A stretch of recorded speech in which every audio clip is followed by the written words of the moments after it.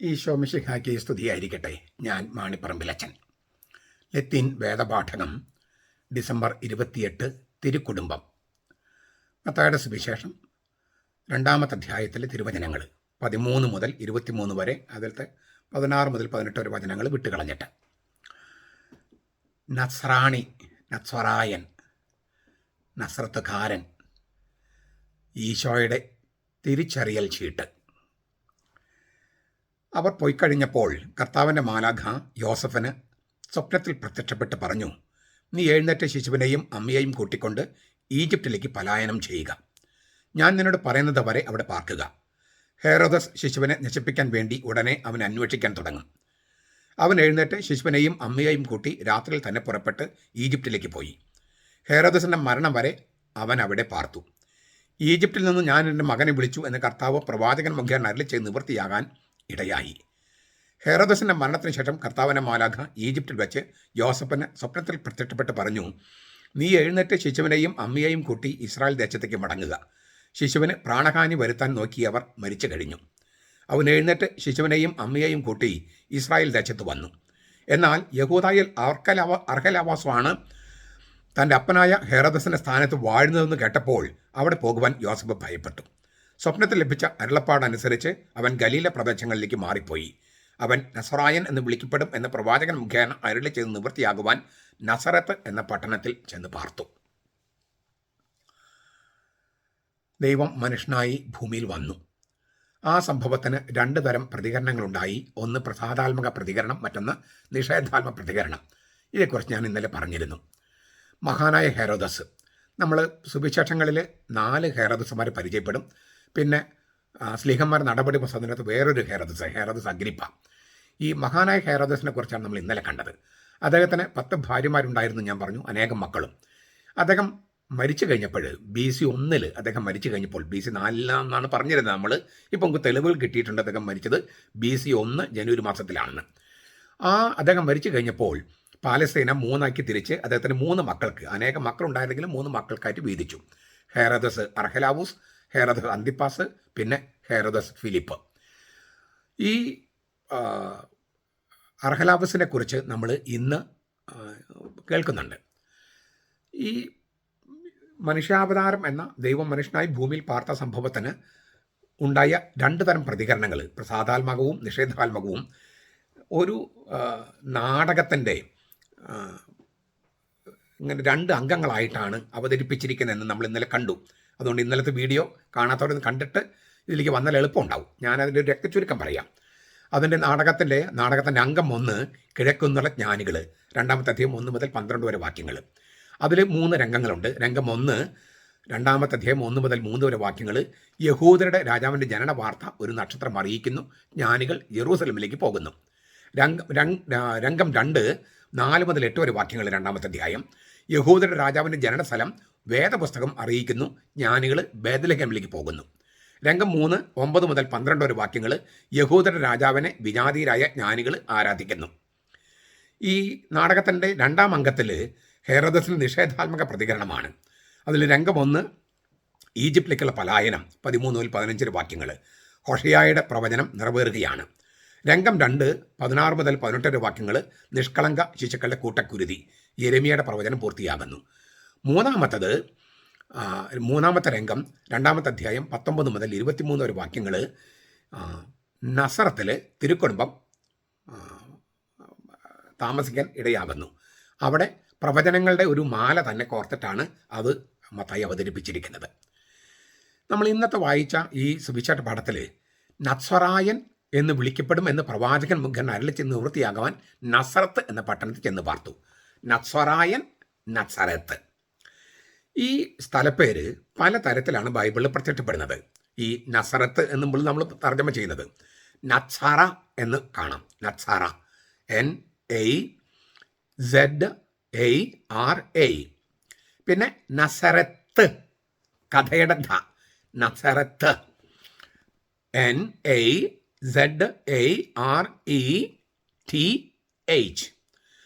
പിന്നെ നസറത്ത്, തറയുടെ ത, NAZARET.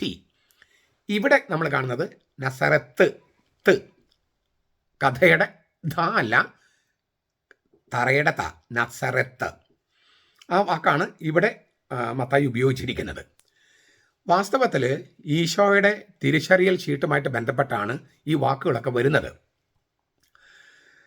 ഒരു പ്രധാനപ്പെട്ട ഒരു പ്രശ്നമുള്ളത്, പഴയ നിയമത്തിൽ ഒരൊറ്റ സ്ഥലത്തും നസറത്ത് പരാമർശിക്കപ്പെട്ടിട്ടില്ല. പല നല്ല യഹൂദരും ഈ നഗരത്തെ വളരെ പുച്ഛത്തോടെയാണ് കണ്ടിരുന്നത്. ഉദാഹരണം, നസ്രത്തിൽ നിന്ന് വല്ല നന്മയും വരുമോ എന്ന് നിഷ്കളങ്കനായ ഇസ്രായേലൻ എന്ന് യേശു പോലും സാക്ഷ്യപ്പെടുത്തിയ നഥാനയിൽ ചോദിക്കുന്നുണ്ട് യോഹന്നാൻ 1:46. വാഗ്ദാനങ്ങൾ ഒരിടത്തും നസ്രത്ത് പരാമർശമായിട്ടില്ല. അതുകൊണ്ട് തീർച്ചയായിട്ടും ആ സ്ഥലത്ത് മിശിഹ വരികയില്ല, വരാൻ ഒക്കുകയില്ല എന്നൊക്കെയായിരുന്നു ആരോപണം. എന്നിട്ടും ഈ നസ്രത്ത് എന്ന പട്ടണത്തിലാണ് യേശു ചെന്ന് പാർത്തത്. എന്തിനു വേണ്ടി? നസ്വറായൻ എന്ന് വിളിക്കപ്പെടാൻ. നസ്വറായൻ, അവൻ നസ്വറായൻ എന്ന് വിളിക്കപ്പെടും എന്ന പ്രവചനം പൂർത്തിയാകാൻ. അങ്ങനൊരു പ്രവചനം, ഈ തരത്തിലുള്ളൊരു പ്രവചനം പഴയ നിയമത്തിലില്ല. അവൻ നസ്വറായൻ എന്ന് വിളിക്കപ്പെടും എന്നൊരു പ്രവചനം, ഇങ്ങനൊരു പ്രവചനം പഴയ നിയമത്തിലില്ല. മിശിഹ രാജാവിനെ കുറിച്ചുള്ള പല പ്രവചനങ്ങളുടെ ഒരു സംക്ഷിപ്ത രൂപമാണ് മത്തായി അവതരിപ്പിക്കുന്നത്. മുൻപ് മത്തായി എടുത്തെഴുതിയ തെളിവ് പാഠങ്ങൾ, ഓരോ സംഭവത്തിനും ഓരോ തെളിവ് പഴയ നിയമത്തിൽ നിന്ന് കാണിച്ചിരുന്നു. ഈ അധ്യായത്തിലും മുമ്പത്തെ അധ്യായത്തിലും അങ്ങനെയുള്ളൊരു തെളിവ് പാഠം ഇവിടെ ഇല്ല. എന്ന് വെച്ചാൽ ഒരു പ്രത്യേക തിരുവെഴുത്തല്ല, പല തിരുവെഴുത്തുകളുടെ ഒരു സമഷ്ടി, അല്ലെങ്കിൽ പ്രവചന പാഠങ്ങളുടെ ഒരു പല തിരുവചനങ്ങൾ എടുത്തിട്ട് അതിന് മൊത്തത്തിൽ വീക്ഷിക്കുകയാണ്. അതിനൊരു കാരണമുണ്ട്. യേശുവിൻ്റെ ഈ ശീർഷകത്തിൽ, നസ്വറായൻ എന്ന ശീർഷകത്തിൽ വളരെയധികം പ്രത്യാശകൾ ഇങ്ങനെ കുത്തി നിറച്ചിട്ടുണ്ട്. എല്ലാ കാലങ്ങളിലും വ്യാഖ്യാതാക്കൾക്ക് കീറാമുട്ടിയായ ഒരു പ്രശ്നം തന്നെയാണ് മത്തായിയോട് ഇട്ടുകൊടുക്കുന്നത്. പ്രവാചകന്മാരിൽ എവിടെയാണ് പ്രത്യാശയുടെ ഈ തിരുവചനത്തിന് ഉറവിടം തേടി പോകേണ്ടത് എന്ന് വേദശാസ്ത്രികൾ ആകെ ബുദ്ധിമുട്ടിക്കുന്ന ഒരു പ്രശ്നം തന്നെയാണ്. അത് തിരിച്ചറിയാനായിട്ട് നമ്മൾ ഈ വേദപുസ്തകം ഈ വാക്കുകൾ ഉപയോഗിക്കുന്നത് എങ്ങനെയാണെന്ന് തിരിച്ചറിയാൻ ആദ്യം വേണ്ടത്. യേശുവിൻ്റെ മേൽവിലാസ ചീട്ട്, നമ്മൾ പറഞ്ഞ തിരിച്ചറിയൽ ചീട്ട്, 2 തരത്തിലാണ് അവതരിപ്പിച്ചിരിക്കുന്നത്. ഒന്ന് നസ്വറായൻ, ഗ്രീക്കിൽ നസ്വറൈയോസ്, നസ്വറൈയോസ്, അതാണ് നമ്മൾ നസ്വറായൻ എന്ന് തർജ്ജമ ചെയ്യണേ. മറ്റത് നസ്രത്തുകാരൻ, നമ്മൾ അല്ലേ മാളക്കാരൻ എന്ന് പറയില്ലേ, മാളയിൽ താമസിച്ചാൽ മാളക്കാരൻ എന്ന് പറയുന്ന പോലെ നസ്രത്തുകാരൻ, നസ്രത്ത് സ്ഥലത്ത് താമസിച്ചത് കൊണ്ട്. അപ്പോൾ ഇങ്ങനെ ഗ്രീക്കിൽ അതിന് നസ്സറേനോസ് എന്നാണ്, മറ്റത് നസ്വറൈയോസ് എന്നാണ്. മത്തായി, യോഹന്നാൻ, സ്ലീഹന്മാരുടെ നടപടി എന്നീ രേഖകളിൽ നസ്വറായൻ എന്ന വാക്ക് ഉപയോഗിച്ചിരിക്കുന്നത്. ഇപ്പം കുരിശിൽ ഇല്ലേ യേസുസ് നസ്വറേനോസ് എന്നാണ്, ഇല്ലേ, നസ്രായക്കാരൻ എന്നല്ല, നസ്വറായനായ യേശു, യഹൂദരുടെ രാജാവ്. അങ്ങനെയാണ് യോഹന്നാൻ എഴുതിയിരിക്കുന്നത്. മത്തായി, സ്ലീഹന്മാരുടെ നടപടിയിലൊക്കെ അങ്ങനെയാണ്. മർക്കോസ് ഉപയോഗിക്കുന്നത് നസ്രത്തക്കാരൻ, നസ്രത്തിൽ താമസിച്ചു എന്നുള്ള അർത്ഥത്തിലാണ്. ലൂക്കാസിൻ്റെ സുവിശേഷത്തിൽ രചനകളിലൊക്കെ 2 ശൈലിയും കാണുന്നുണ്ട്, 2 ശൈലി ഉപയോഗിച്ചിട്ടുണ്ട് ലൂക്കാസ്. യഹൂദരുടെ സെമിറ്റിക് ഭാഷയുടെ ജീവിത പരിസരത്ത് ഈശോയുടെ ശിഷ്യന്മാർ അറിയപ്പെട്ടത് നസ്രാണികൾ എന്നാണ്. യഹൂദരുടെ സെമിറ്റിക് ഭാഷയുടെ ജീവിത പരിസരത്ത്. ഗ്രേക്കോ റോമൻ ലോകത്താണ് ക്രിസ്ത്യാനികൾ എന്ന് അറിയപ്പെട്ടിരുന്നത്. അത് സ്ലീഹന്മാരുടെ നടപടി പുസ്തകം 11:26 അതിന് സൂചനയുണ്ട്. അതായത് ഗ്രേക്കോ റോമൻ ലോകത്ത് ക്രിസ്തുവിൻ്റെ ശിഷ്യന്മാർ അറിയപ്പെട്ടത് ക്രിസ്ത്യാനികൾ എന്നാണ്. എന്നാൽ യഹൂദരുടെ സെമിറ്റിക് ഭാഷയുടെ ജീവിത പരിസരത്ത് യേശുവിൻ്റെ ശിഷ്യന്മാർ, ഈശോയുടെ ശിഷ്യന്മാർ അറിയപ്പെട്ടിരുന്നത് നസ്രാണികൾ എന്നാണ്. നമുക്കൊരു ചോദ്യം ചോദിക്കാം. ഈ യേശുവിന് ഇങ്ങനൊരു തിരിച്ചറിയൽ ഷീട്ട് അല്ലെങ്കിൽ മേൽവിലാസം കൊടുക്കുന്ന തരത്തിൽ പഴയ നിയമത്തിൽ എവിടെയെങ്കിലും നസ്വറായൻ എന്ന വാക്കിനോട് ബന്ധിപ്പിക്കുന്ന പ്രവചനമുണ്ടോ? ഞാൻ പറഞ്ഞു കഴിഞ്ഞു, നസ്വറായൻ എന്ന് വിളിക്കപ്പെടും എന്നൊരു പ്രവചനം അത്തരത്തിൽ തന്നെ ഇല്ല. പിന്നെ എങ്ങനെയാണ് ഇതുമായിട്ട് ഇങ്ങനെ അവൻ നസ്വറായൻ എന്ന് വിളിക്കപ്പെടുമെന്ന് മത്തായി എഴുതിയിരിക്കുന്നത്? എങ്ങനെയാണ്? 2 ഗണം പ്രവചനങ്ങളാണ് മത്തായി ഉപയോഗിക്കുന്നത്. എന്നിട്ട് മത്തായി അത് കൂട്ടിച്ചേർത്തിട്ട് ഒരു പ്രവചന രൂപം ഉണ്ടാക്കുകയാണ്. 2 ഗണം. ഒരു ഗണം എന്ന് പറയുന്നത് സാംസന്റെ ജനനത്തിൻ്റെ പ്രവചനത്തിൽ അടിസ്ഥാനമിട്ടാണ്. അവൻ നത്സീർ വ്രതക്കാരനായിരിക്കും. നസീർ വ്രതക്കാരൻ, നസീറായിട്ട് എന്ന് മാലാഖ പറയുന്നുണ്ട്. അമ്മയുടെ ഉദരത്തിൽ വെച്ച് തന്നെ ദൈവത്തിന് പ്രതിഷ്ഠിക്കപ്പെട്ട അവൻ്റെ മരണ ദിവസം വരെ ജനനം മുതൽ മരണം വരെ ആജീവനാന്തം നാസിർവധക്കാരനായിരിക്കും. ന്യായാധിപന്മാരുടെ പുസ്തകം 13 അധ്യായം 5 മുതൽ 7 വരെ വാക്യങ്ങൾ. നാസിർവധക്കാരൻ എന്ന അർത്ഥത്തിൽ നസ്വറായൻ എന്ന മേൽവിലാസം യേശുവിന് ചേരും. നാസിർവധക്കാരൻ എന്ന അർത്ഥത്തിൽ നസ്വറായിയോസ്, നസ്വറായൻ. തീർച്ചയായും ക്ലാസിക്കൽ നിർവചനം അനുസരിച്ചുള്ള ഒരു നാസിർവധക്കാരനായിരുന്നില്ല യേശു. എങ്കിലും ബാഹ്യമായ നിഷ്ഠയുടെ അത്തരം വിശദാംശങ്ങൾ മാറ്റി നിർത്തിയാൽ അവനെക്കുറിച്ച് ദൈവത്തിന് സമ്പൂർണ്ണമായി സമർപ്പിക്കപ്പെട്ടവൻ എന്ന് രേഖപ്പെടുത്തിയിട്ടുണ്ട്. ജനനം മുതൽ മരണം വരെ ആജീവനാന്തം ജീവപര്യന്തം ദൈവത്തിങ്കിലേക്ക് കൈമാറ്റം ചെയ്യപ്പെട്ടവനാണ് അവൻ. ആദിജാതന്മാരെ ദൈവത്തിന് സമർപ്പിക്കുന്ന വിധത്തിൽ യേശുവിന് ദേവാലയത്തിൽ സമർപ്പിക്കുന്ന രംഗം ലൂക്കാസ് അവതരിപ്പിച്ചിരിക്കുന്നു. നോക്കുക, എന്താ ചെയ്തിരിക്കുന്നത്? അവനെ ഇല്ലേ ദൈവത്തിന് സമർപ്പിക്കാൻ വേണ്ടി കൊണ്ടുപോയി. ഈ ആട്ടിൻകുട്ടിയെ കൊടുത്തിട്ടോ അല്ലെങ്കിൽ പ്രാവിൻ കുഞ്ഞുങ്ങളെ കൊടുത്തിട്ടോ അവനെ തിരിച്ചു വാങ്ങണം, വീണ്ടെടുക്കണം. ആ വീണ്ടെടുപ്പ് യേശുവിൻ്റെ കാര്യത്തിൽ നടത്തിയതായിട്ട് ലൂക്കാസ് എഴുതിയിട്ടില്ല. 2-ാമത്തെ അധ്യായത്തിലെ പറയണേ 21 മുതലുള്ള വാക്യങ്ങൾ. അപ്പോൾ യേശുവിനെ ദൈവത്തിൻ്റെ കരങ്ങളിലേക്ക് കൊടുത്തു, വീണ്ടെടുത്തില്ല. അതായത് എന്തെങ്കിലും കൊടുത്തിട്ട് അവന് തിരിച്ചു വാങ്ങിയില്ല. എന്ന് വെച്ചാൽ പൂർണ്ണമായും പിതാവിൽ നിന്ന് വരുന്നവനാണ് യേശു, പൂർണ്ണമായും പിതാവിലേക്ക് സമർപ്പിക്കപ്പെട്ടവനാണ് യേശു. ഇത് പൂർണ്ണമായും പിതാവിൽ നിന്ന് വരുന്നവനാണ് യേശു എന്ന് യോഹന്നാന്റെ സുവിശേഷത്തിൽ എങ്ങനെയാണ് അവതരിപ്പിച്ചിരിക്കുന്നത്? എനിക്ക് തനിയെ ഒന്നും ചെയ്യാൻ കഴിയില്ല, എനിക്ക് സ്വയമേ ഒന്നും ചെയ്യാൻ കഴിയില്ല എന്ന് കർത്താവ് പല പ്രാവശ്യം പറയുന്നുണ്ട്. എൻ്റെ പിതാവ് ചെയ്ത് കാണുന്നതല്ലാതെ പിതാവ് പറഞ്ഞിട്ടുള്ള കാര്യങ്ങളല്ലാതെ മറ്റൊന്നും എനിക്ക് ചെയ്യാൻ കഴിയില്ല. അതിനെക്കുറിച്ച് വിശുദ്ധ ആഗസ്തീനോസിന്റെ വ്യാഖ്യാനമുണ്ട്. He's totally from the father. Isho പൂർണ്ണമായും ദൈവത്തിൽ നിന്ന്. He's totally for others. പൂർണ്ണമായും മറ്റുള്ളവർക്ക് വേണ്ടി. And nothing for himself. തനിക്ക് വേണ്ടി തന്നെ യാതൊന്നുമില്ല. പൂർണ്ണമായും പിതാവിൽ നിന്ന്, പൂർണ്ണമായും മറ്റുള്ളവർക്ക് വേണ്ടി, തനിക്ക് വേണ്ടി തന്നെ യാതൊന്നുമില്ല. ഇതുകൊണ്ടാണ് ഈശോ മാത്രമാണ് ഉത്തമ മനുഷ്യൻ എന്ന് പറയുന്നത്. തനിക്ക് വേണ്ടി ഇല്ല, അവന് ഈഗോ ഇല്ല. അവൻ പൂർണ്ണമായും പിതാവിൽ നിന്ന്, പൂർണ്ണമായും മറ്റുള്ളവർക്ക് വേണ്ടി, പൂർണ്ണമായും പിതാവിൽ നിന്ന്, പൂർണ്ണമായും പിതാവിന് സമർപ്പിക്കപ്പെട്ടവനാണ്. ഇതാണ് നാസിർവധക്കാരനായ നസ്വറായൻ എന്ന് യേശുവിനെ വിളിക്കുന്നതിന് കാരണം. അവൻ പൂർണ്ണമായും ദൈവത്തിൽ നിന്ന് വരുന്നു, ദൈവത്തിന് വേണ്ടി വരുന്നു. അമ്മയുടെ ഉദരം മുതൽ കുരിശിലെ മരണം വരെ, ജനനം മുതൽ മരണം വരെ ആജീവനാന്തം ജീവപര്യന്തം അവൻ ദൈവത്തിന് പ്രതിഷ്ഠിക്കപ്പെട്ടവനാണ്. ഇതാണ് നാസിർവധക്കാരൻ, നസ്വറായിയോസ് എന്ന വാക്കിൻ്റെ 1-ാമത്തെ സൂചന എന്ന് പറയുന്നത്. സാംസനെ പോലെ ബാഹ്യമായ നിഷ്ഠകളേക്കാൾ കൂടുതലായിട്ട് അതിൻ്റെ ആന്തരിക അർത്ഥം പൂർണ്ണമായും സ്വന്തം ജീവിതത്തിൽ നിവൃത്തിയാക്കിയവനാണ് ഈശോ. ഇതാണ് നസ്വറായൻ എന്ന വാക്കിൻ്റെ അർത്ഥം. 2-ാമത്തെ ഗണം പ്രവചനങ്ങൾ നമ്മൾ കഴിഞ്ഞ ഒരു ദിവസം അധികം നാളുകൾക്ക് മുമ്പ് നമ്മൾ കണ്ടതാണ്. ഉണങ്ങിക്കരിഞ്ഞ കുറ്റിയിൽ നിന്ന് മുളച്ചു വരുന്ന നസ്രാണികൾ എന്ന് പറഞ്ഞിട്ടുള്ള എൻ്റെ ഒരു വീഡിയോ. അവിടെ ഞാൻ സൂചിപ്പിച്ച കാര്യം തന്നെ ആവർത്തിക്കണം, എന്നാൽ അത് പൂർത്തിയാകുള്ളൂ. ഈ ഇസ്സായിയുടെ കുറ്റിയിൽ നിന്നൊരു നാമ്പ് കിളിർത്ത് വരും. യെശയ്യായുടെ പുസ്തകം 11:1. ഇസ്സായി എന്ന് പറയുന്നത് ജസ്സെ, ദാവീദ് രാജാവിൻ്റെ അപ്പൻ്റെ പേരാണ് ഇസ്സായി. ഇസ്സായിയുടെ കുറ്റി എന്ന് പറഞ്ഞാൽ ദാവീദ് രാജാവ്. ആ ദാവീദ് ഗോത്രത്തിൽ നിന്ന് ഒരു കുറ്റി കിളിർത്ത് വരും. ഈ വാക്യത്തിൽ നാമ്പ്, മുള എന്നതിനുള്ള ഹെബ്രായ പദം നെറ്റ്സർ എന്നാണ്. നെറ്റ്സർ. യിരെമ്യാ 23:5, 33, 14, 16, സക്കറിയ 3:8, സക്കറിയ 6, 11, 13 ഇവിടെയൊക്കെ ഈ നെറ്റ്സർ എന്ന വാക്ക് കാണാം. യെശയ്യായുടെ 2 പ്രവചനം മത്തായി എടുത്ത് എഴുതിയിട്ടുണ്ട് ഇതിനു മുമ്പ് ഈ അധ്യായത്തിൽ.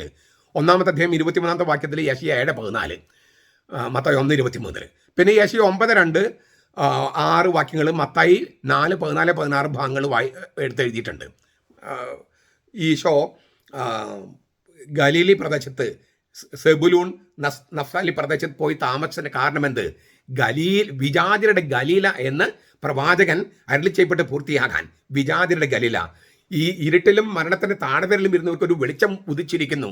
ഈ പ്രവചനങ്ങളൊക്കെ മത്തായി എടുത്തെഴുതുന്നുണ്ട്. അപ്പം ഇതെല്ലാം ഇങ്ങനെ ഒരുപാട് പ്രവചനങ്ങളാണ് മത്തായിയുടെ മനസ്സിലിരിക്കുന്നത്. ഇതെല്ലാം ബന്ധപ്പെടുത്തിയിട്ട് ഒരു പ്രവചനത്രയം സൃഷ്ടിക്കുകയാണ് മത്തായി. അതായത് യെശയ്യാ 7:14, യെശയ്യാ 9:2-6, ഇപ്പോൾ യെശയ്യാ 11:1. ഇവിടെ കാണുന്ന അസാധാരണമായ ഒരു അംശമുണ്ട്. കാഴ്ചവട്ടത്തുള്ള ദാവീദിൽ നിന്നും പുറകോട്ട് പോവുകയാണ്. അതായത് ദാവീദിലല്ല നിർത്തണേ, ദാവീദിൻ്റെ അപ്പനിലേക്ക് പോവുകയാണ്. ജസ എന്ന് പറഞ്ഞ ഇസ്സായി, ഗോത്രത്തലവനാണ് ഇസ്സായി. ഇസ്സായിലേക്കാണ് എത്തി നിൽക്കുന്നത്. ഇസ്സായിയുടെ കുറ്റിയിൽ നിന്ന് ഒരു നാമ്പ് കിളിർത്ത് വരും. ദാവീദിൽ നിന്നൊരു ഒരു നാമ്പ് കിളിർത്തെന്നല്ല എഴുതിയിരിക്കുന്നത് യെശയ്യാ. ഇസ്സായിയുടെ കുറ്റിയിൽ നിന്ന് നാമ്പ് കിളിർത്ത് വരും. ഇസ്സായിയുടെ കുറ്റി ദാവീദാണെന്ന് ഞാൻ പറഞ്ഞു. അപ്പോൾ ദാവീദിൽ നിന്ന് ഒരു നാമ്പ് മുള കിളിർത്തു വരുമെന്ന് പറയുന്നതിന് പകരം ഇസ്രായേലിന്റെ കുറ്റി, ദാവീദിന് അപ്പന്റെ പേര് പറഞ്ഞിരിക്കുന്നു, ഗോത്രത്തലവനായ ഇസ്രായേലിലേക്ക് എത്തി നിൽക്കുന്നു. തീർത്തും ഉണങ്ങിപ്പോയി എന്ന് കരുതിയ മരക്കുറ്റിയിൽ നിന്ന്, നെറ്റ്സറിൽ നിന്ന് ദൈവം പുതിയൊരു നാമ്പ് കിളിർപ്പിക്കുന്നു. എങ്ങനെയാണ് തീർത്തും ഉണങ്ങിപ്പോയെന്നൊക്കെ ഞാൻ കഴിഞ്ഞ അന്നത്തെ വീഡിയോയിൽ പറഞ്ഞിട്ടുള്ളതുകൊണ്ട് ഒരു വിശദീകരണങ്ങൾ ഞാൻ പോകുന്നില്ല. BC 586 ബാബിലോണിക്കാർ യെരൂശലേം ദേവാലയം അഗ്നിക്കിരയാക്കി യഹൂദയിലെ ദാവീദ് ഗോത്രത്തിൽ അവസാനത്തെ രാജാവിനെ പോലും അടിമയായി ബാബിലോണിലേക്ക് പിടിച്ചുകൊണ്ട് പോയി. അപ്പോൾ നിന്റെ സിംഹാസനം എന്നേക്കും നിലനിൽക്കുമെന്ന് നാഥാൻ പ്രവാചകനിലൂടെ ദാവീദിനോട് പറഞ്ഞ കാര്യം ഒക്കെ ദൈവം മറന്ന മട്ടുണ്ട്.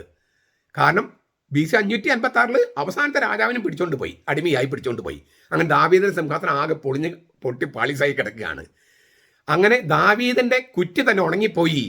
ഇസ്രായേലിന്റെ കുറ്റി ദാവീദിന്റെ ഗോത്രം മൊത്തം ഉണങ്ങിപ്പോയി എന്ന് വിചാരിച്ചിരിക്കുമ്പോൾ അവിടെ നിന്ന് വരണം അതിൽ നിന്ന് ആ ഉണങ്ങിപ്പോയ കുറ്റിയിൽ നിന്നും ഒരു മുള കിളിർത്തു വരുന്നു. ഉണങ്ങിപ്പോയെന്ന് കരുതിയ കുറ്റിയിൽ നിന്നും ദൈവം ഒരു പുതിയ നാമ്പ് കിളിർപ്പിക്കുന്നു. ആ ഗോത്രവൃക്ഷം, ബാബിലോൺ പ്രവാസത്തോടെ ഉണങ്ങിപ്പോയെന്ന് വിചാരിക്കപ്പെട്ട ആ ഗോത്രവൃക്ഷം, വെട്ടിയിട്ട മരം പോലെയായി മാറിയിരുന്ന ആ ഗോത്രവൃക്ഷം ഇതാ അതിൽ നിന്നും ഒരു പുതിയ നാമ്പ് കിളിർത്തു വരുന്നു. ഈശോ പുതിയൊരു തുടക്കം കുറിക്കുന്നു. തീർത്തും ഉണങ്ങിപ്പോയി വെട്ടിയിട്ട മരം പോലെയായി എന്ന് കരുതപ്പെട്ട ആ കുറ്റിയിൽ നിന്നും ഇതാ പുതിയൊരു നാമ്പ്, പുതിയൊരു തുടക്കം. ദൈവം ദാവീദിന്റെ ഗോത്രത്തിൽ നിന്ന് ഒരു പുതിയ മെശിഹ രാജാവിനെ ഉയർത്തുന്നു. അവനാകട്ടെ തീർത്തും മനുഷ്യനല്ല, അവൻ ദൈവം മനുഷ്യനായവനാണ്. നമ്മൾ ഈ എറണാകുളത്തേക്ക് ഇപ്പോഴും ചില മെത്രാന്മാരടക്കം പറയുന്നവർ ദൈവത്തിൻ്റെ ദൈവം മനുഷ്യനാണെന്നൊക്കെയാണ്. അത് എന്തുമാത്രം തെറ്റിദ്ധാരണജനകമാണ്. ദൈവം മനുഷ്യനായ ആളാണ്. ഈശോ എന്ന് പറഞ്ഞാൽ ദൈവം മനുഷ്യനായ ആൾ, മനുഷ്യൻ ദൈവമായിരിക്കുന്ന ആൾ. ഒരേ ഒറ്റ ശ്വാസത്തിൽ പറയേണ്ട കാര്യമാണ് പൂർണ്ണ ദൈവം പൂർണ്ണ മനുഷ്യനും എന്നാണ്. അതിൽ നമ്മൾ എവിടെയെങ്കിലും ഒന്ന് നിർത്തിക്കഴിഞ്ഞാൽ അത് പാഷാണ്ഡതയായിട്ട് മാറും. ഇതാണ് ഈ എറണാകുളത്ത് സംഭവിക്കുന്നത്. അവർക്ക് നേതൃത്വം കൊടുക്കുന്നവർക്കും തെറ്റുപറ്റുന്നു. കാരണം ഈ ആരെങ്കിലൊക്കെ പ്രീതിപ്പെടുത്താൻ വേണ്ടി വചനം വ്യാഖ്യാനിക്കുമ്പോൾ ഇങ്ങനെ ഈ ഒത്തുതീർപ്പുകൾ ഒരുപാട് വേണ്ടി വരും.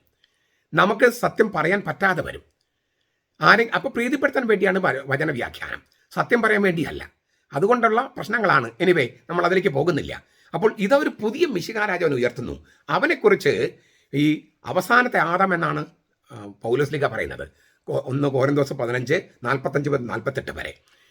അവൻ അവസാനത്തെ ആദാം എന്നവൻ എസ്കാത്തോസ് ആദാം എന്നാണ് ഉപയോഗിക്കുന്ന വാക്ക്. എസ്കാത്തോസ് എന്നതിന് എല്ലാം തികഞ്ഞവൻ എന്നർത്ഥമുണ്ട്. അവസാനത്തെ എന്ന് മാത്രമല്ല, ഭാവിയുടെ മനുഷ്യൻ അർത്ഥമുണ്ട്, മാതൃകാ മനുഷ്യൻ അർത്ഥമുണ്ട്. അവൻ സ്വർഗത്തിൽ നിന്ന് വരുന്നു. ആദ്യത്തെ മനുഷ്യൻ ഭൂമിയിൽ നിന്നാണ്, അവസാനത്തെ മനുഷ്യൻ സ്വർഗത്തിൽ നിന്നാണ്. ആദ്യത്തെ മനുഷ്യൻ ജഡത്തിന്റെ മനുഷ്യനാണ്, മാംസത്തിന്റെ മനുഷ്യൻ. അവസാനത്തെ മനുഷ്യൻ ആത്മാവിന്റെ മനുഷ്യനാണ്, മുകളിൽ നിന്ന് വരുന്നു. അപ്പോൾ പുതിയൊരു മിശിഹ രാജാവിനെ, സ്വർഗത്തിൽ നിന്നുള്ള മനുഷ്യനെ ഇൻട്രൊഡ്യൂസ് ചെയ്യാണ്.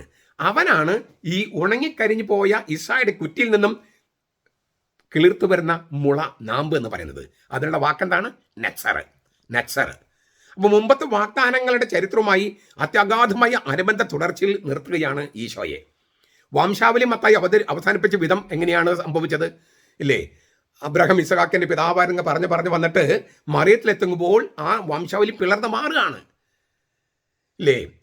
മത്താൻ യാക്കോബിന്റെ പിതാവായിരുന്നു, യാക്കോബ് ജോസഫിന്റെ പിതാവായിരുന്നു, യോസഫ് യേശുവിന്റെ പിതാവായിരുന്നു പറയുന്നതിന് പകരം മറിയത്തിന്റെ ഭർത്താവായിരുന്നു. അവിടെ പിളർന്നു, വംശാവലി പിളർന്നു. കാരണം എന്താ? മറിയം ഒരു പുതിയ തുടക്കം കുറിക്കുകയാണ്. കാരണം അവളിലൂടെ ആത്മാവിന്റെ മനുഷ്യനെ ദൈവം ലോകത്ത് അവതരിപ്പിക്കുക, പുതിയ മനുഷ്യനെ. ഈ നാമ്പ് പൊട്ടിമുളയ്ക്കുന്നത് ഈ ദാവീദ് ഗോത്രത്തിൽ നിന്നാണ്. കാരണം ദാവീദ് ഗോത്രത്തിൽപ്പെട്ട യോസഫ് ഈശോയെ ദത്തെടുക്കുമ്പോഴാണ് അവൻ ഇസ്രായേലിന്റെ കുറ്റിയിൽ നിന്നും മുളയ്ക്കുന്ന പുതിയ നാമ്പ്, ഉണങ്ങിക്കരിഞ്ഞു പോയെന്ന് കരുതിയ ആ കുറ്റിയിൽ നിന്നും മുളച്ചു വരുന്ന നസ്വറായൻ. ഈ യോസഫും മറിയവും നസ്രത്ത് പോയി പാർക്കാനുണ്ടായ ചരിത്ര സാഹചര്യമൊക്കെ പറഞ്ഞു. ഈജിപ്തിൽ നിന്ന് തിരിച്ചു വരുമ്പോൾ ഈ യഹൂദദേശത്ത് ബെത്ലഹേം ഇരിക്കുന്ന ആ യഹൂദദേശത്ത് അർഹലാബസ് എന്ന് പറയുന്ന മഹാനായ ഹെരോദസിന്റെ മക്കളിൽ ഒരാളാണ് ഭരിക്കുന്നത്. വളരെ മൃഗീയമായിട്ടുള്ള ഒരു ഭരണമായിരുന്നു അദ്ദേഹത്തിൻ്റെത്. അപ്പോൾ പിന്നെയും തിരുക്കുടുംബത്തിന് ഭീഷണി ഉണ്ടാകുന്ന കരുതി നസ്രത്തിൽ തന്നെ പാർക്കാൻ തീരുമാനിക്കുകയാണ്. അങ്ങനെ നസ്രത്തിൽ നിന്ന് താമസിക്കുകയാണ്. നസ്രത്ത് എന്ന നാമത്തിൽ നെസറിനെ കുറിച്ചുള്ള പ്രവചനവാക്യം മത്തായി കാണുകയാണ്. നസ്രത്ത് എന്ന നാമത്തിൽ അത് സ്ഥലപ്പേരാണ്. അതിൽ നസ്വറായൻ, ഈ ഇസ്രായേൽ കുറ്റിയിൽ നിന്നുള്ള പുതുനാമ്പ്, മുള, ആ അർത്ഥം കണ്ടെത്തുകയാണ് മത്തായി. അപ്പോൾ യേശുവിന് നസറത്തുകാരൻ എന്നതിന് പകരം നസ്വറായൻ എന്ന ഒരു മേൽവിലാസം, ഒരു തിരിച്ചറിയൽ ചീട്ട് കൊടുക്കുകയാണ്. ഇസ്രായേലിന്റെ ഉണക്കക്കുറ്റിയിൽ നിന്ന് പുതിയൊരു ജീവൻ ഉത്പാദിപ്പിക്കുന്ന ദൈവത്തിന്റെ വാഗ്ദാനം നിവൃത്തിയാക്കിയതിന്റെ അടയാളമാണ് നസ്രത്തിൽ പോയി പാർക്കാൻ കാരണം. അത് നസ്രത്തുകാരൻ എന്നറിയപ്പെടാൻ വേണ്ടിയല്ല, നസ്വറായൻ എന്നറിയപ്പെടാൻ വേണ്ടിയാണ്. എന്ന് വെച്ചാൽ ഇസ്രായേലിന്റെ കുറ്റിയിൽ നിന്നും വരുന്ന പുതുനാമ്പ്, ഉണക്കക്കുറ്റിയിൽ നിന്നും മുളച്ചു വരുന്ന പുതുനാമ്പ്. കുരിശിന്റെ മുകളിൽ തൂക്കിയിട്ട് ലിഖിതത്തിൽ യേശുവിനെ നസ്വറായൻ എന്നാണ് വിശേഷിപ്പിക്കുന്നത്. ഗ്രീക്കിൽ ഞാൻ പറഞ്ഞു ഹോ നസ്വറായിയോസ്, അതിനർത്ഥം ആ നസ്വറായൻ എന്നാണ്. യോഹന്നാൻ 19:19. ഈ കുരിശിലെ ഈ ശീർഷകം ഇതിന്റെ പൂർണ്ണമായ പൊരുളടകൾ വിടർത്തുകയാണ്.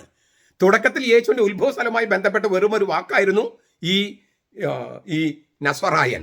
ഇപ്പൊ കുരിശിൽ അതാണ്. ജനന സമയത്ത് മാത്രമല്ല, കുരിശിൽ എഴുതിയിരിക്കുകയാണ് ഹോ നസ്വറായിയോസ്, അവൻ നസ്വറായനാണ്, അവൻ നസ്വറായനാണ്. കുരിശിൽ എഴുതി വെച്ചിരിക്കുക നസ്വറായനാണ് അവൻ. എന്ന് വെച്ചാൽ ദാവീദിന്റെ ഉണക്കക്കുറ്റിയിൽ നിന്ന് മുളച്ചു വന്ന മുളയാണ് ഇപ്പൊ ഈ ഉണക്കക്കുറ്റിയിലെ കിടക്കണേ.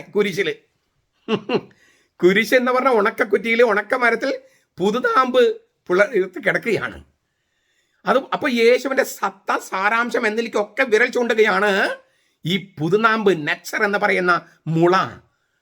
ജനനം മുതൽ മരണം വരെ ആജീവനാന്തം ജീവപര്യന്തം ദൈവത്തിന് പൂർണ്ണമായി സമർപ്പിക്കപ്പെട്ടവൻ ഇപ്പോൾ ആ കുരിശിൽ കിടക്കുമ്പോൾ അവനിൽ നിന്ന് പുതുനാമ്പുണ്ടാവുകയാണ്, പുതിയ മാനവൻ ഉയർക്കുകയാണ്, രക്ഷിക്കപ്പെട്ട ജനം ഉയർക്കുകയാണ്. ഈ പുതുനാമ്പിന്റെ ദൈവശാസ്ത്രമാണ് മാർത്തോമസ്ലീവ. മാർത്തോമസ്ലീവയുടെ മുട്ടുകൾ നോക്കി, മുകളങ്ങൾ. കുരിശ്, ഉണക്കക്കുറ്റി ഇതാ തളിർത്തിരിക്കുന്നു, ഉണക്കക്കുറ്റി തളിർത്തിരിക്കുന്നു.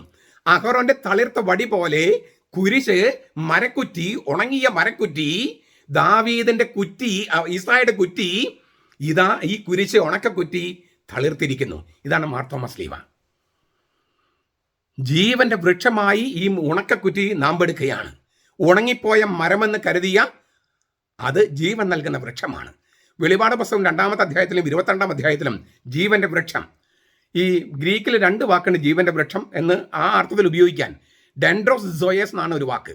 അത് ഡെൻഡ്രോസ് എന്ന് പറഞ്ഞാൽ ഈ ജീവനുള്ള വൃക്ഷം. ജ്യൂലോസ് സോയേസ്, ജ്യൂലോൻ ശരിക്കും പറഞ്ഞാൽ തടി എന്നർത്ഥം, തടി, ഉണങ്ങിയത്, അതാണ് ഉപയോഗിച്ചിരിക്കുന്നത്. ഡെൻഡ്രോൺ എന്നുള്ള വാക്കല്ല ഉപയോഗിച്ചിരിക്കുന്നത്, ജ്യൂലോൻ എന്ന വാക്കാണ്. ജ്യൂലോ എന്ന വാക്കിന് തടി എന്നാണ് അർത്ഥം, വൃക്ഷം എന്നല്ല. പക്ഷെ ജീവന്റെ വൃക്ഷം എന്ന അർത്ഥത്തിൽ ഉപയോഗിച്ചിരിക്കുന്നത് ജീവന്റെ തടി എന്നാണ്. ഈ വാക്കാണ് പത്രോസ് തന്റെ ലേഖനത്തിൽ കുരിശിന് ഉപയോഗിച്ചിരിക്കുന്നത്. ജീവന്റെ തടി, മരത്തിൽ കയറി എന്നാണ്, കുരിശിൽ കയറി എന്നല്ല, മരത്തിൽ കയറി. ആ മരം ജീവന്റെ വൃക്ഷമാണ്. ഈ ഉണങ്ങിപ്പോയ കുറ്റി, ഈ സ്ലീവ എന്ന് പറയുന്ന ഈ മരത്തടി ഉണങ്ങിപ്പോയത്, അത് ഇതാ തളിർത്തിരിക്കുന്നു, ജീവന്റെ വൃക്ഷമായി മാറിയിരിക്കുന്നു.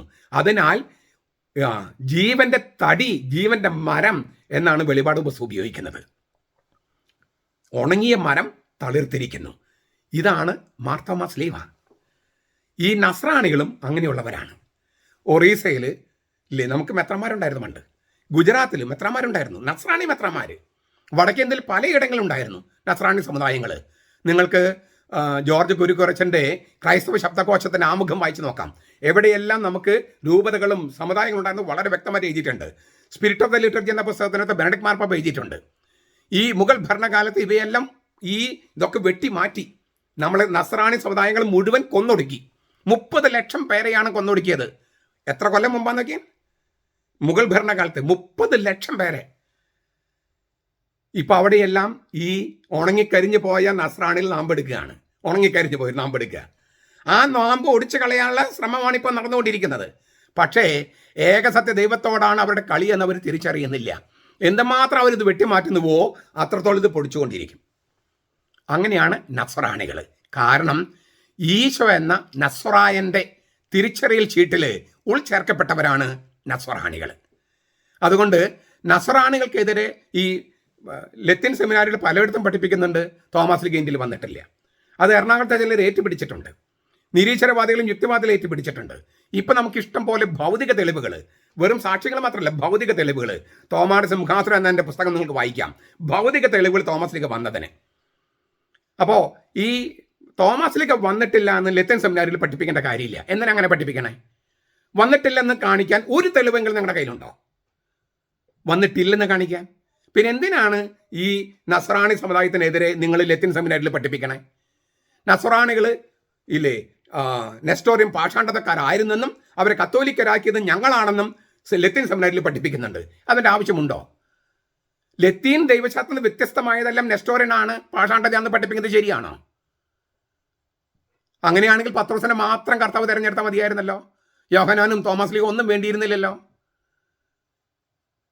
അപ്പോൾ ലത്തീൻ സഭയിൽ നിന്ന് വ്യത്യസ്തമായി പഠിപ്പിക്കുന്നതെല്ലാം നെസ്റ്റോറിയനാണ്, പാഷാണ്ഡതയാണ് എന്ന് വിചാരിക്കാതെ വ്യത്യസ്തമായ ദൈവശാസ്ത്രവും വ്യത്യസ്തമായ ലിറ്റർജിയും ഒക്കെ ഉണ്ട് എന്ന് തിരിച്ചറിയുക.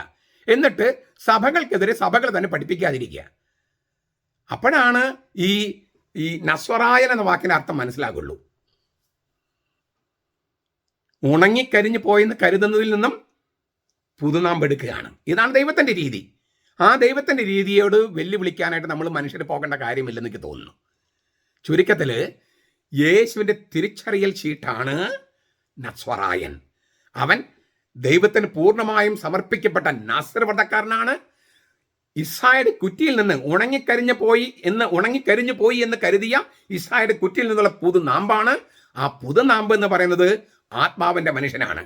ആദാമിനെ പോലെ മാംസത്തിൻ്റെ മനുഷ്യനല്ല, ആത്മാവിൻ്റെ മനുഷ്യനാണ്. ഈ ആത്മാവിൻ്റെ മനുഷ്യനിലേക്ക് ഉൾച്ചേർക്കപ്പെട്ടവരാണ് നസ്രാണികൾ മാമോദീസായിലൂടെ. തീർച്ചയായിട്ടും അവരങ്ങനെ ജീവിക്കാനുള്ള വെല്ലുവിളി അവരുടെ മുമ്പിലുണ്ട്. അതെല്ലാവരുടെ മുമ്പിലുണ്ട്, നമ്മുടെ എല്ലാവരുടെ മുമ്പിലുണ്ട്.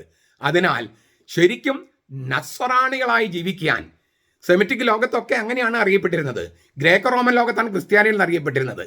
അതിനാൽ നസ്രാണികൾ എന്ന് വിളിക്കപ്പെടുന്നതിൽ അഭിമാനം കൊള്ളുകയും ഈ നസ്രായൻ്റെ ആളുകളാണെന്ന് പറയുന്നതിൽ അഭിമാനം കൊള്ളുകയും ചെയ്യണം. അങ്ങനെയാണ് വാസ്തവത്തിൽ സഭയെ കെട്ടിപ്പടുക്കുക. അങ്ങോട്ടും ഇങ്ങോട്ടും ഈ പ്രോത്സാഹിപ്പിക്കുകയും ദൈവശാസ്ത്രം പങ്കുവെക്കപ്പെടുകയും ചെയ്യുമ്പോഴാണ് സഭ വളരുക. അല്ലാതെ പരസ്പരം ഇടിച്ച് താഴ്ത്തി കൊന്നുകളയാൻ ശ്രമിക്കുമ്പോഴല്ല, നശിപ്പിക്കാൻ ശ്രമിക്കുമ്പോഴല്ല. നസ്രായൻ്റെ തിരിച്ചറിയൽ ചീട്ടിനോട് ചേർന്ന് നമ്മുടെ തിരിച്ചറിയൽ ചീട്ടുണ്ടായിരിക്കട്ടെ. നമ്മുടെ കർത്താവ് ഈശോ മിശിഹായുടെ കൃപയും പിതാവായ ദൈവത്തിൻ്റെ സ്നേഹവും പരിശുദ്ധാത്മാവിൻ്റെ സഹവാസവും നാം എല്ലാവരോടും കൂടി ഉണ്ടായിരിക്കട്ടെ, ഇപ്പോഴും എപ്പോഴും എന്നേക്കും. ആമേൻ.